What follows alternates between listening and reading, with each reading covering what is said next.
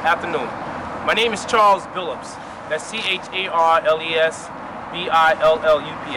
I'm chairman of the Grand Council of Guardians. I'm here along with several members from the New York City Department of Correction, along with some NYPD and other labor organizations that are here with us today. Basically, we all here out, and we came out in support of our sister here, who's one of our fellow officers. The heinous act that happened several days ago with an inmate attacking her in the cell area, we felt it was a disgraceful act, and the department should have done something about it. Basically, we stand out here today, we throw out several questions to the administration and also to the mayor. Some of the questions we asked, why was this violent inmate housed in a non-violent area? That's one of the questions that should be answered. And how was this person classified? Now, majority of us who work in correction knows how that worked, and that knows this individual should have been in a cell-type area where he should have been more confined and more heavily watched. We asked another item which has been played out in the media over the last several years concerning the correction department when they downplayed certain incidents. The first thing this came out as a normal use of force when we had a fellow officer who was viciously attacked and almost raped by an inmate, and it should have been written up that way. This literally, it is a penal law code and a criminal charge to assault or attack sexually or any other way an officer. And that's how it should have been written up in the very beginning, and it should have been dealt with that. The same way the average cop deals with a person who attacks them on the street and they get locked up and they go through the system. It's the same process. Same process that goes on inside Rikers Island, the same thing that goes on in the street. And we also here to talk about the insensitive remarks the commissioner made concerning the young lady. How dare he would say in any kind of form or fashion that she wasn't doing her job. She was doing her job to the fullest. She was actually helping the inmate when the inmate turned around and viciously attacked her. These remarks and these things should be said and should be heard. And we should overall talk about the failure of the department protecting her. She was hired to do a job. These people wasn't chosen off the street. They chose to become correction officers. They chose to work in this kind of environment as a career path. So she is there to help protect the inmates from each other. The department was supposed to have been there to protect her. These are the questions we ask. These are the questions we throw back at the city administration. I believe it's one of the problems that's going on with the city administration now, with the mayor by appointing people from outside of the city that don't know the city and don't know the agencies here. But by bringing these individuals from outside to come work here, and now it's affecting us in large forms and fashion. From the police department now through correction, what's next? These are issues that need to be dealt with. It's sad to see a mayor go all the way to Maine to hire someone who only dealt with a population of maybe less than 2,000 overall of inmates in this whole entire state. And with New York City right now on an average yearly rate, we go through somewhere over 100,000 inmates that are constantly coming through our system here. So how can you get someone to fairly stand up and deal with a job that don't know the system? And the saddest part about it, when the mayor had several individuals who applied for these positions, never even got a chance as an interview. And I'm talking about people of color who came from the same particular agency. These are the things that should be addressed. These are the things that should be said, and how the mayor, literally we are standing here asking the mayor to intervene in this and replace this individual because he don't know what he's doing. His insensitive remarks indicates that he doesn't know what he's doing. We're talking about a person who was almost raped. How can anyone in the world say the person wasn't doing their job instead of worrying about their health, their feelings, their emotional, strain they're going through now? Who knows what may happen in the future with this young lady? And how even if she really wants to come back to work, and it also sends a bad message to the fellow officers that are still working today, that they have no support. The mayor's not behind them, and he really don't care about it. All he worries about is his job. And it's truly sad to hear that the commissioner was literally in London during the time this happened and did not respond back as quickly as possible. So these are the questions we call back, and maybe the mayor should sit back and take another look at this about replacing this individual. We literally called him for his job today. But we have several individuals who I intend to bring up to speak. We have Damon Jones from Westchester Correction. We We had Timothy Simmons from Suffolk County Correction. We have Kason Jenkins, who's actually from New York City Department of Correction. I have Jerome Rice, who's a retired supervisor, who wants to say a few words from New York City Department of Correction about how the lack of supervision in the department has failed, along with Anthony Miranda from the National Latinos Officers Association. I'm going to start off with Kason Jenkins.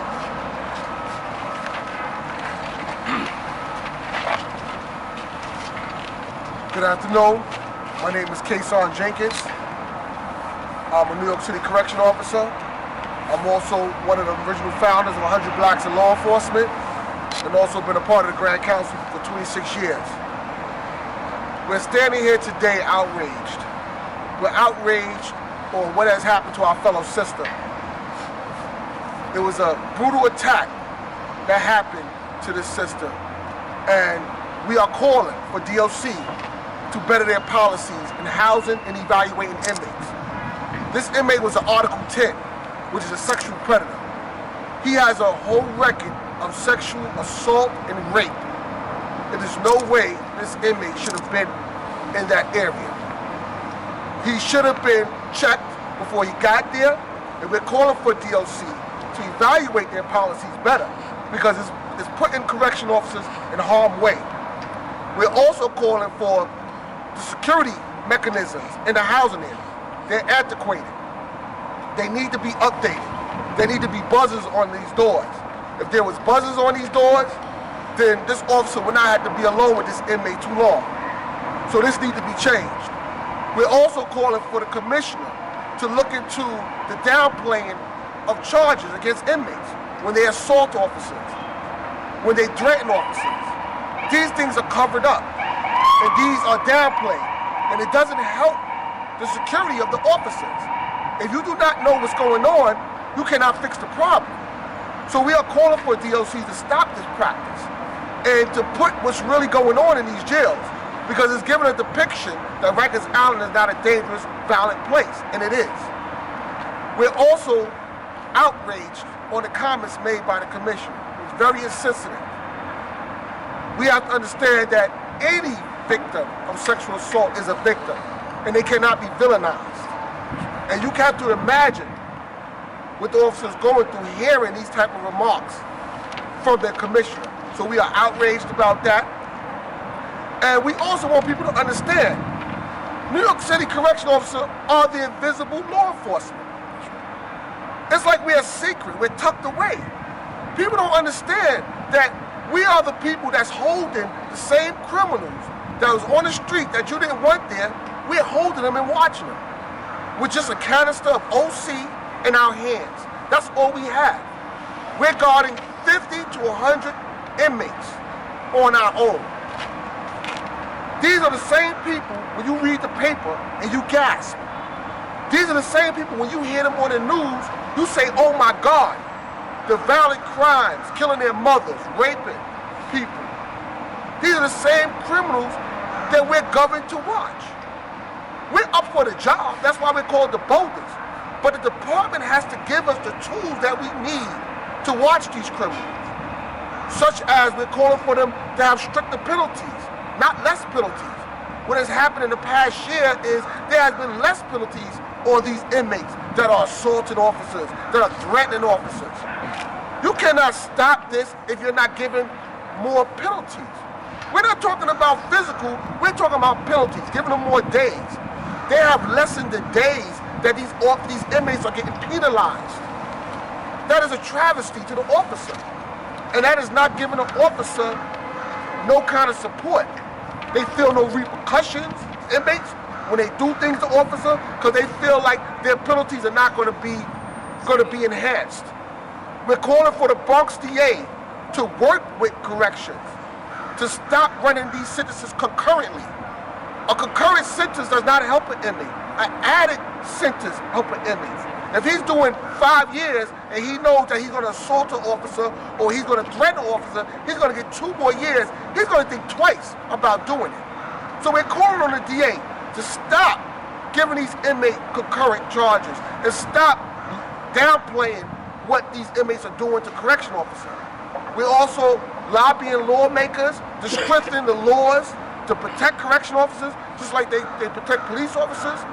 We are the invisible law enforcement, and it's unfair to us that we are not taken more seriously.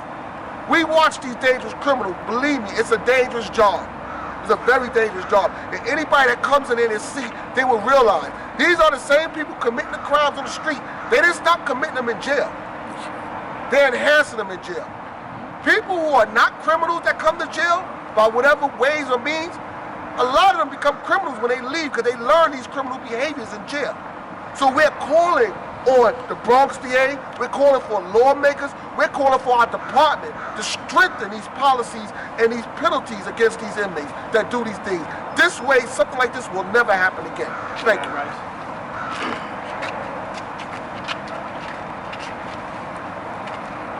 Jerome Rice, retired captain.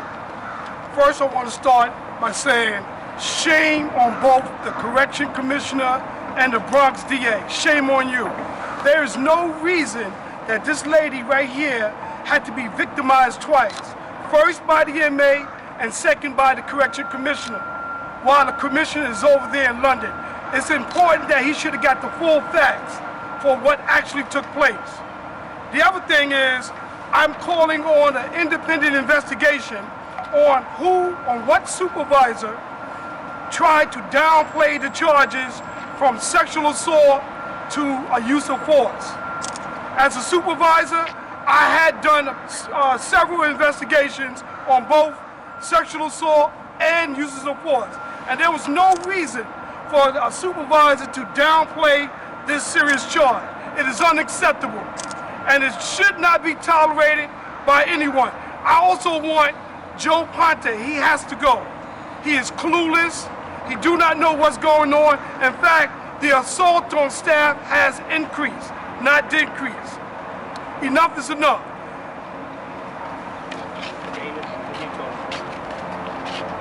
Good afternoon. My name is Damon Jones. I'm the New York representative of Blacks in Law Enforcement of America. I am also a 25-year veteran of Westchester County Department of Corrections and former 13-year union delegate. And we've come here from Westchester County to support our sister. Many times, we have seen correction officers sexually assaulted, and we watch the department turn a blind eye. What they have done to this sister is a tragedy. It's definitely a tragedy. We need to look at policies and procedures on how we keep the correction officers safe. When you have one officer in charge of up to 100 inmates, this officer is a hero. These officers do their job day in and day out. But like the brother said earlier, they're invisible because people don't see us. But yet, we face the criminals every day. And we don't face them with a gun. We don't face them with a nightstick. The most we have is pepper spray, if some departments have that. And we need to look at correction departments throughout New York State, because if they have cameras, we also need to ask who was actually watching the cameras. Because usually they use the cameras to jam up the officers instead of protection of the officers on what they say supposed to be safety and security of the facility. That doesn't happen. And we see that all throughout New York State. So what we're saying here, enough is enough. Not just Rikers Island, not just New York City, Westchester, Nassau, state corrections. We're saying enough is enough here because this sister could have been killed. This sister could have lost her life. And how many parades or what would they do for her family? But she's here, and we applaud her strength to stand here. And like I said again, we are the people that you don't see. We are the people that keep the community safe. And from Westchester, we're going to continue to support. It doesn't stop here. It doesn't stop here. We're not a part of the union. These are officers going to come out and hold our elected officials accountable, state and local. Thank you. Anthony Miranda, I'm the Executive Chairman for the National Latino Officers Association. We're here in support of this officer as well. And the biggest statement we need to make is officer safety is a very serious issue. It's something that needs to be taken seriously and handled in the appropriate manner. What we've seen in this particular case is the mishandling of an investigation, a timely investigation and an appropriate investigation. You have a commissioner who's making statements that's already undermining an independent investigation of the circumstances. can't take that position as a commissioner in any circumstances. Unbiased is what you're supposed to be and allow investigation to take place. Officer safety is extremely important. If you want the officers to be able to do their jobs effectively, they need to know that both the agency and the individuals assaulting them are going to be held accountable. What you have here is a clear example of where another inmate was the safety mechanism that had to aid this officer. Where was the officer who was supposed to be manning the cameras, who would have been paying attention and would have called for support? But in the most crucial post about safety, that officer was reassigned somewhere else. We cannot allow that to happen on a continual basis where you undermine the safety posts which are put in place to ensure that correction officers make it home. They don't take these jobs to be assaulted. They don't take these jobs to be victims, not victims by the inmates, not victims by the system, not by their commissioner or this mayor. This is an opportunity now for them to first issue an apology to this officer and tell them that an unbiased investigation will take place and that this individual in jail will be charged appropriately, and that this will send a message to all other inmates that it is not open season on correction officers, nor should it ever be allowed. We stand with this officer, we stand with the correction officers. We need to hold everyone accountable who try to mislead this investigation. Because somebody needs to pay the price. And if somebody tried to undermine this investigation and declassify it, they need to be dismissed, because this message needs to be sent throughout the agency that it should never happen again. Thank you.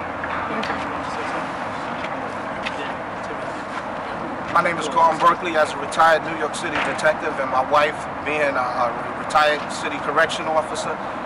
I couldn't miss this. She sent me down here to let this shero, because she is a shero, to let you know that she stands with you.